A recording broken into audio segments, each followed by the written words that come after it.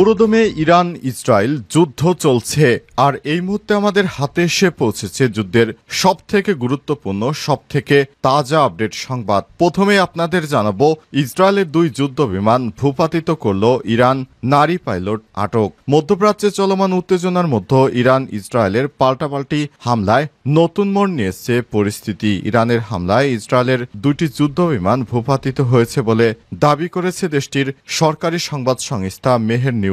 আজ তাসনিম নিউজের বরাত দিয়ে জানা গেছে ভূপাতিত যুদ্ধ বিমানগুলোতে একটি নারী পাইলটকেও আটক করা হয়েছে।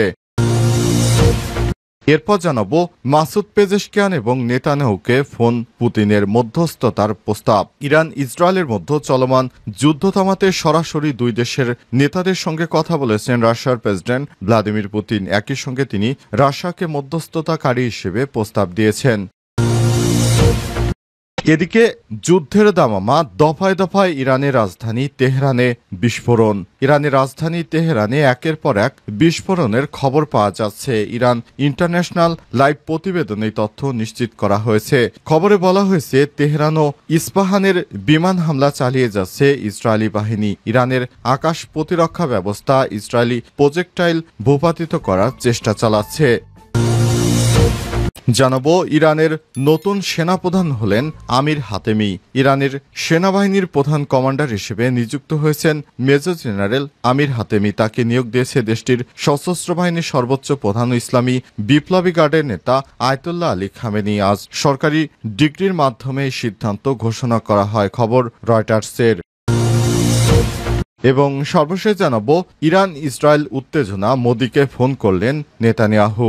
ইরান ও ইসরায়েলের মধ্যে চলমান উত্তেজনার খবরে উদ্বিগ্ন ভারতের প্রধানমন্ত্রী নরেন্দ্র মোদি। তিনি বলেছেন ইসরায়েলের প্রধানমন্ত্রী বেঞ্জামিন নেতানিয়াহুর কাছ থেকে তিনি একটি ফোন পেয়েছেন। তিনি বলেন ইসরায়েলের প্রধানমন্ত্রী বেঞ্জামিন নেতানিয়াহু আমাকে ফোনের সর্বশেষ পরিস্থিতি অবহিত করেছে। আমি এই ইস্যুতে ভারতের উদ্বেগের কথা জানিয়েছি এবং জোর দিয়েছি যে অঞ্চলে দ্রুত শান্তি ও স্থিতিশীলতা পুনরুদ্ধার করা জরুরি। প্রিয় দর্শক, এতক্ষণ শুনছিলেন সংবাদ শিরোনাম, এবারে বিস্তারিত।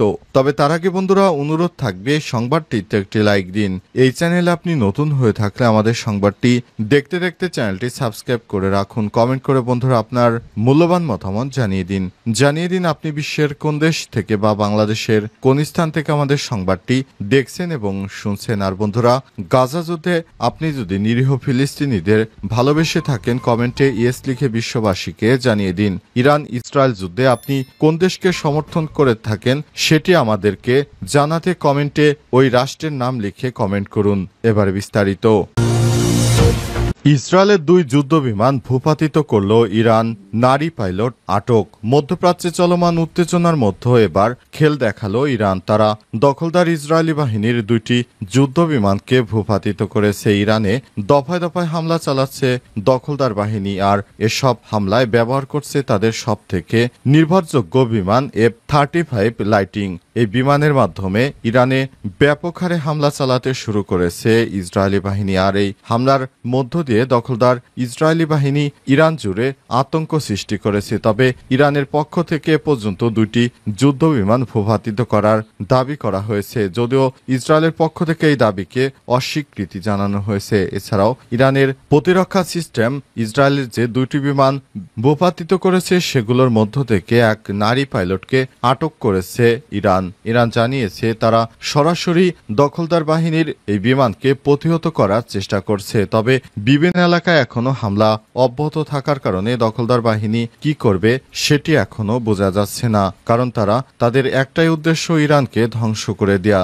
দেখা যাক শেষ পর্যন্ত তারা এই সংঘাত কতদূর গড়াতে পারে। অবস্থায় এখনো চলমান রয়েছে সংঘর্ষ, পুরো এলাকা জুড়ে এখন আতঙ্ক বিরাজ করছে। অবস্থায় ইসরায়েলের প্রধানমন্ত্রী বেঞ্জামিন নেতানিয়াহু দেশ ছেড়ে পালিয়ে গেছে, কারণ ইরানের ভয়ে তিনি দেশে নেই।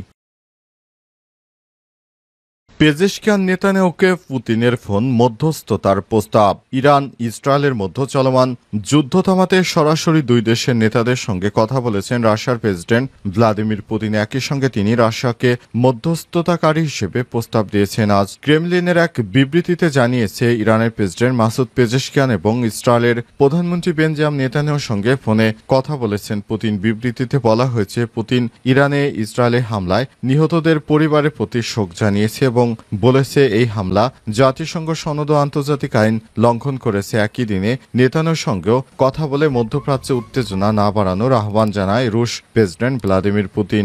ইসরায়েল ও ইরানের মধ্যে যে উত্তেজনা শুরু হয়েছে তা থামানোর জন্য মধ্যস্থতাকারী দেশ হিসেবে রাশিয়ার নাম প্রস্তাব করেছে প্রেসিডেন্ট পুতিন। তিনি আরো বলেন, পরমাণু প্রকল্প অন্যান্য যেসব ইস্যু নিয়ে দুই দেশের মধ্যে দ্বন্দ্ব লেগেছে সেসব আলোচনা কূটনৈতিক পন্থায় সমাধান করা সম্ভব। গত 13 জুন শুক্রবার ভোর 4টার দিকে ইরানের রাজধানী তেহরান সহ অন্তত 8টি শহর জুড়ে বড় ধরনের বিমান হামলা করে ইসরায়েলের বিমান বাহিনী। এতে নিহত হয়েছে অন্তত 78 জন এবং আহত হয়েছে প্রায় 300 জন মানুষ। এছাড়াও ইরানের সেনাবাহিনী প্রধান মোহাম্মদ বাগেরি সহ সামরিক বাহিনীর বেশ কয়েকজন গুরুত্বপূর্ণ কর্মকর্তাও নিহত হয়েছে। ইরানের পরমাণু প্রকল্প সামরিক বাহিনীর স্থাপনাগুলোতে লক্ষ্য করেই হামলা চালানো হয়েছে। বার্তা সংস্থা এএফপি জানিয়েছে, হামলায় ইরানের অন্তত 100টি স্থাপনা ক্ষয়ক্ষতি হয়েছে। ইরানের প্রতিরক্ষা বাহিনী এবং সামরিক অভিযানের নাম দিয়েছে দ্য রাইজিং লায়ন। আতর্কিত হামলার পর শুক্রবার রাতে ইসরায়েলকে লক্ষ্য করে অপারেশন ট্রুপ ও মিস সেনা অভিযান শুরু করে ইরান। এতে একজন নিহত 41 জন আহত হয়েছে। আহতদের মধ্যে 2 জনের অবস্থা আশঙ্কাজনক। ইরানের পরমাণু স্থাপনা ধ্বংসের ব্যাপারে ইসরায়েল দৃঢ় প্রতিজ্ঞ।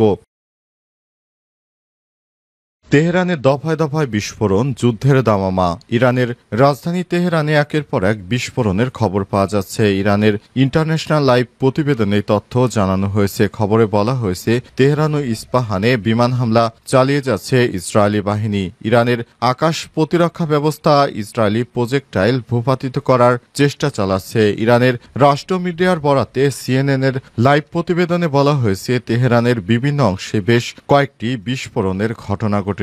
ফুটেজে দেখা যাচ্ছে শহরের 2টি স্থান থেকে ধোঁয়ার কুণ্ডলী উঠছে। তবে এসব বিস্ফোরণের কারণ সম্পর্কে এখনো জানা যায়নি। এছাড়াও তেহরানের মেহেরাবাদ আন্তর্জাতিক বিমানবন্দরে আগুন জ্বলছে বলে জানিয়েছে ইরানের 2টি সংবাদ মাধ্যম নিশ্চিত করেছে। সংবাদ সংস্থা তাসনিম বলছে, বিমানবন্দর এলাকা থেকে ধোঁয়া উঠছে। প্রেস টিভি ওই বিমানবন্দরে আগুনের খবর নিশ্চিত করেছে। তবে কি কারণে বিমানবন্দরে আগুন জ্বলছে সে সম্পর্কে বিস্তারিত কোনো তথ্য জানা যায়নি। এছাড়াও ইরানের উত্তরাঞ্চলে জানজানে দেশটির এক সেনা ঘাঁটিতে আগুন জ্বলছে। ইসরায়েলি বিমান হামলার পর সেখানে এখনো আগুন জ্বলছে বলে ইরান ইন্টারন্যাশনালের পক্ষ থেকে বলা হয়েছে। গত শুক্রবার ভোরে ইরান জুড়ে আকস্মিক হামলা চালায় ইসরায়েলি বাহিনী। এতে ইরানের শীর্ষ সামরিক কর্মকর্তা, কমান্ডার সহ অন্তত 78 জন মারা গেছে। দখলদার ইসরায়েলি বাহিনী এখনো ব্যাপক হারে হামলা চালিয়ে যাচ্ছে ইরানও সেগুলো প্রতিহত করার চেষ্টা চালিয়ে যাচ্ছে। ইরানের নতুন সেনাপ্রধান হলেন আমির হাতেমি। ইরানের সেনাবাহিনীর প্রধান কমান্ডার হিসেবে নিযুক্ত হয়েছেন মেজর জেনারেল আমির হাতেমি। তাকে নিয়োগ দিয়েছে দেশটির সশস্ত্র বাহিনীর সর্বোচ্চ প্রধান ও ইসলামী বিপ্লবের নেতা আয়াতুল্লাহ আলী খামেনি। আজ সরকারি ডিগ্রির মাধ্যমে সিদ্ধান্ত গ্রহণ করা হয়। জেনারেল হাতেমি 2013 সাল থেকে 2021 সাল পর্যন্ত ইরানের প্রতিরক্ষা মন্ত্রী হিসেবে দায়িত্ব পালন করেছেন। নিয়োগ সংক্রান্ত আনুষ্ঠানিক আদেশে আয়াতুল্লাহ খামেনি জেনারেল হাতেমির নিষ্ঠা, দক্ষতা ও অভিজ্ঞতাকে ভিত্তি হিসেবে উল্লেখ করেছেন এবং তার নেতৃত্বে সেনাবাহিনী একটি রূপান্তরমূলক ও বিপ্লবী দৃষ্টিভঙ্গির আহ্বান জানায়। ডিগ্রিতে আর বলা হয়েছে, সেনাবাহিনীর বিশাল সক্ষমতা ও বিশ্বস্ত কর্মীদের সংখ্যা, প্রতিরক্ষা এবং তার বাইরে অর্জিত অভিজ্ঞতার কারণে আশা করা যায় যে আপনার নেতৃত্বে যুদ্ধ বিধ্বস্ত এই দুই রাষ্ট্রকে ভালো পজিশনে নিয়ে যেতে পারবে। দখলদার ইসরায়েলি বাহিনীকে প্রতিহত করতে হলে তাদের বড় ভূমিকা রাখতে হবে। ইরানের সেনাবাহিনী এখন পারে শুধুমাত্র এই যুদ্ধ থামাতে পারে বা যুদ্ধে ইরানের বিজয় এনে দিতে পারে। তাছাড়া কোনোভাবে এই যুদ্ধ থামবে না। ইসরায়েল এবং ইরানের মধ্যে যে যুদ্ধ চলছে, এই যুদ্ধ কোনোভাবেই পৃথিবীর জন্য কল্যাণ বয়ে আনবে না। এই যুদ্ধ অবশ্যই থামাতে হবে, তা না হলে এই যুদ্ধে পুরো বিশ্বই ক্ষতিগ্রস্ত হবে।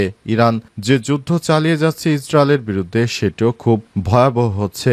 ইরানের হামলার ভয়ে দখলদাররা এখন এক এক করে পালাচ্ছে বিভিন্ন স্থানে। এই অবস্থায় দখলদার ইসরায়েলি বাহিনী কোনোভাবেই রক্ষা পাবে না ইরানের হাত থেকে। ইরান এমনভাবে সতর্ক বার্তা জানিয়েছে যে ইরানের হাত থেকে নেতানিয়াহু রক্ষা পাবে না, তাকে যে কোনোভাবে শেষ করতে হবে।